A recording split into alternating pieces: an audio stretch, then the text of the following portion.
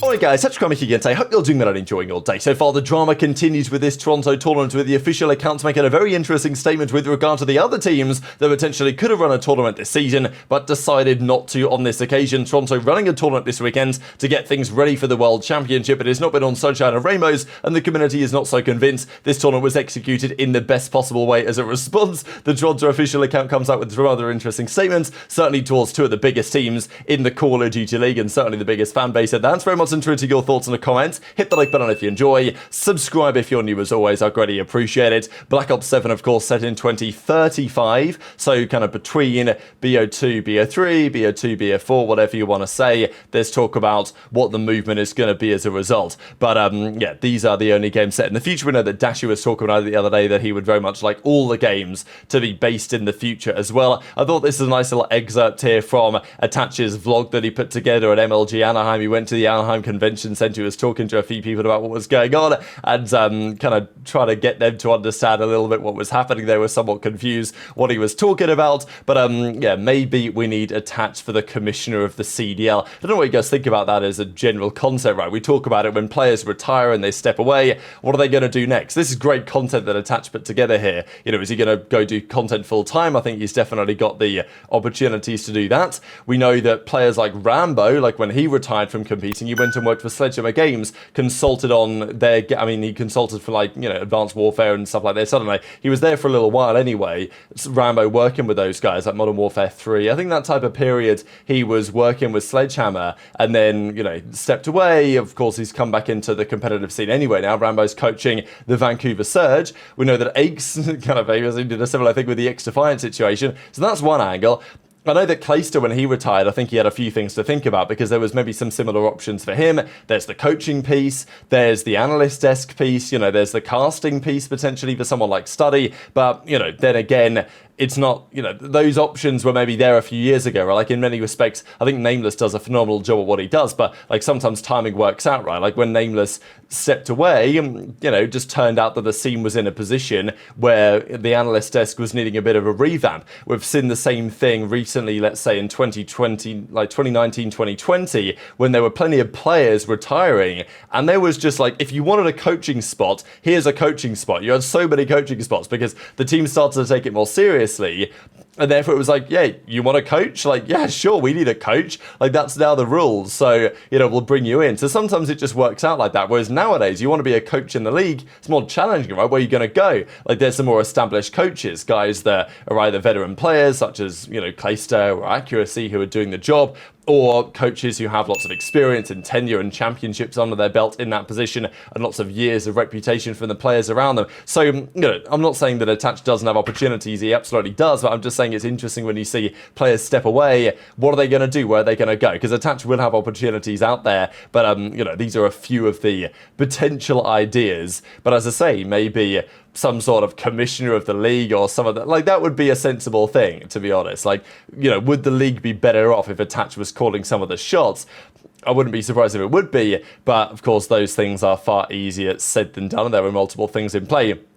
Interestingly, of course, for Attach, started his career pretty much as an SMG, ended it much more so as an AR. There was a bit of drama about HyDra and where he sits in the all-time SMG rankings. I mean, not even all-time, it's a bit of a question mark regardless. But as Brian Stats says, HyDra's been in both of the last two Grand Finals. Won it in 23, placed second last year, the last two Champs Grand Finals. Another appearance in 2025 would make him the sixth consecutive player, or the sixth player, to do it 3 consecutive times. Capped it 2015 to 2017, won the first 2 of those, lost the second. aBeZy did it 3 years in a row, won the first and the third of those. Simp did it 4 years in a row, as did aBeZy and Cellium for the final 3 of those. And in that period, Simp and aBeZy won 2. They won the first year and the third year of that run, and Cellium won the single one in 2021. So pretty interesting that HyDra, because, you know, it's basically the FaZe trio, and then JCap and aBeZy, like, you know, legends in their own right, of course. And of course, well, both of these guys on Envy in 2016, for example, and 2017 when they won the World Championship was a bit of a crossover there.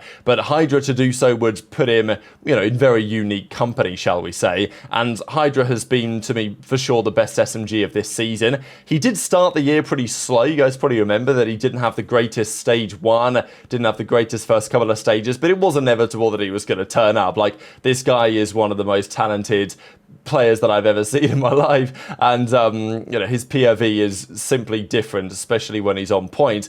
His play this year has been very difficult to stop from an SMG side. There's a perspective on, okay, is Scrap ahead of him? Probably yes, in my opinion. Is Cellium ahead of him? That's a bit more debatable, but I think he's probably ahead of Simp. And JoeDeceives came in as 5th in EasyMax list. I think you could probably also throw Neptune in there in terms of MVP candidates. aBeZy all-time, yeah, but of course, right, this year, aBeZy's not quite been there. But it did lead into a question on this. Breaking Point put this out, the top 3 SMGs of all time. Now, of course, number 1 needs no discussion at all. The question is the other top SMGs of all time. If I'm going through the all-time list for players that just ran a sub, because, you can go through a Kremp. Okay, sure, did he occasionally run a sub? Yeah. Wasn't it all the time? No. But did he have lots of success with the sub? Yeah. Is he the greatest ever? Yeah. But, that doesn't really work, right? Like, I'm looking for a full-time SMG. So, let's say someone like aBeZy, for example, 2-time world champion, right, as we said, 2016, 2018, and legend of the scene, absolutely, incredibly talented SMG player. Where does he sit all-time, aBeZy? Top 15, top 20, kind of in that ballpark, maybe? I don't know. Intuit your thoughts in the comments. Maybe slightly higher, maybe slightly lower, depending on your perspective. But, aBeZy could have been on this list. I think aBeZy very much could have been on this list. In terms of all-time SMGs, I think John as well. I know that people are going to do a bit of recency bias here, and I think that's probably fair.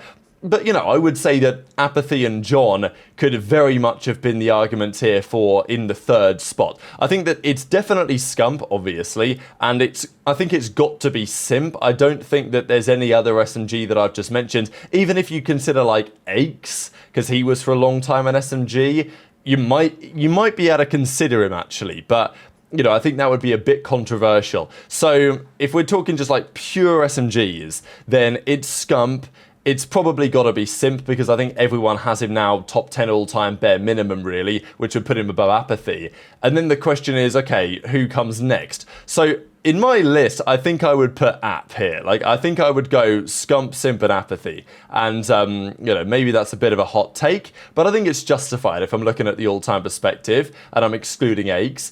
Then, though, it gets interesting because I think John's in the conversation too. But then, of course, we go to the modern day, right? We go to the players that are around today. Because if Simp is going to be in this list in seconds, then maybe you have to put aBeZy right there as well. Now, you could argue this. Definitely an argument to say. People always argue that in Cold War aBeZy was better or whatever. I disagree, but I think it was very close. And in many games, they have been very, very competitive indeed. It's just, a bit of recency bias. aBeZy hasn't been that great this year. There have been a couple of years like Vanguard where he wasn't as good as Simp. Maybe the same could be argued in MW19. So I don't think anyone's got aBeZy ahead of Simp all time. The question is, how close is aBeZy to Simp? Because they've played pretty much their whole careers together. aBeZy's an unbelievable player, but, the 1 year he played without Simp before he came around, it wasn't so good, right? World War II, he had a couple of decent finishes on Enigma 6, and that was his kind of real breakout season. But still, right, that's the debate. How close is aBeZy to Simp? Does he, come above aBeZy in my eyes? Or does he come above the 2 other real candidates, those probably being Shotzzy, to be honest, and then HyDra? Now, I think that, probably both Shotzzy and HyDra haven't been around long enough and haven't probably achieved enough to make it justified. I think in terms of talent, yeah, if you want to talk talent, then there's no doubt that HyDra can be here and probably should be here, to be honest. In terms of success, I think you could argue that Shotzzy could be here because he's got 2 rings in the CDL era, 2020, MW19, and then, of course, last year with OpTic on Modern Warfare 3. Maybe you could argue that as well. HyDra, maybe you can argue it, but, 1-time world champion, maybe he loses out a little bit in that sense for now to maybe even a Shotzzy, or certainly maybe someone like an aBeZy or even an aBeZy potentially, depending on your perspective. So, I don't know, I actually thought this is a really interesting one. There's loads of different ways that you could cut this cake, or whatever you want to say, as it were. But, there's only one for sure guaranteed answer, and that's Scump, and probably Simp is number 2 as well. But as I say, you can probably debate it just a little bit. There was a bit of drama, of course, happening. If you guys have been tuning in a little bit to the Counter-Strike Major, just showing how, it's pretty different gravy at the end of the day, these type of arenas, the way that Counter-Strike does it. I know that there's lots of pro players watching this at the moment and thinking, damn, that would be nice. Now, this is, of course, back at the major in Miami.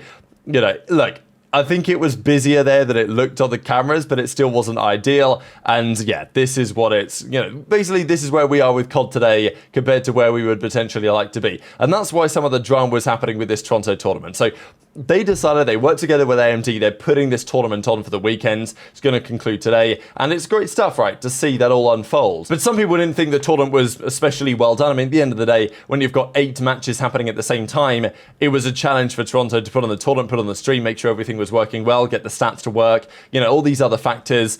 Yeah, okay, there was some criticism of the way the tournament was run, some of the brackets they put out weren't perfect, but I think on some level, I get it. I know that there was some criticism to say, look, this isn't really hype, the Counter-Strike majors going on, and all these other things, fair enough. But it did get pretty spicy in the chat. So, Toronto's social guy, and look, I don't want any repercussions or anything, I'm not trying to snitch or anything like this is said publicly. What I will say is that please, Toronto, keep this social guy because he's created some great stories around your event. And at the end of the day, to me, that's what it's about, right? Do people care about the tournament? People care when there's some sort of drama and controversy going on. This is certainly one example. So Toronto said, don't see anyone else putting anything on, because people in the chat were basically like, this tournament ain't really hitting, guys, or whatever. You know what people are like. They love to be negative, and they find ways to be so. And Toronto's, guy in the chat, or whoever, is like, look, no one else is running anything. Is your beloved OpTic or FaZe doing anything for the community by putting a tournament on? So I think this was the bit that got people, right? This beloved OpTic, right? Because, the idea of criticizing the Greek Wall and saying, your team that you really love, what have they done, right? What tournaments do they run? Now, of course, last year, they ran an event. This year, they ran an event in Dallas as well, and as he says, don't record a tournament from them. And look, FaZe have not done anything, so you can criticize FaZe, fair enough. Criticizing OpTic for the way that they've done things for the community, doesn't sit quite right with me. Okay, yeah, have they run a 10k tournament like this online because the league wouldn't do it? No, Toronto have done that, fair enough, but it's not like OpTic haven't done events and stuff for the community, and so have Toronto, absolutely. I think the criticism of FaZe is justified, absolutely, right? I mean, is it even FaZe? Is it Atlanta Esports Ventures, whatever? But Toronto social decided to go for their throat, as it were, and say, yeah, you say what you want about our tournament, but at least we're doing something. These other guys ain't doing anything at all. And I totally get it, right? Totally justified. But still, the way that this was happening, let's just say it struck a bit of a chord, and people were suggesting maybe this wasn't quite the right way to go about things. So, yes, well, intrigued to your thoughts on all of that stuff in the comment section below, but bit of drama here, really, as always. And, yes, Toronto obviously tweeted out about Omid Brooklyn doing pretty well, and people were like, yeah, you guys are weird AF because this screenshot was doing the round. So that's sometimes just how it goes. Very much intrigued to your thoughts, as always, on all of this stuff in the comment section below. Tomorrow we'll talk about how everything concluded and, well, who are the winners and losers of the tournament, really, especially going into the World Championship in just a few days' time, thankfully. So very much enjoyed your thoughts in the comments. Hit the like button if you enjoyed. Subscribe if you're new. Take care, and I'll see you next time.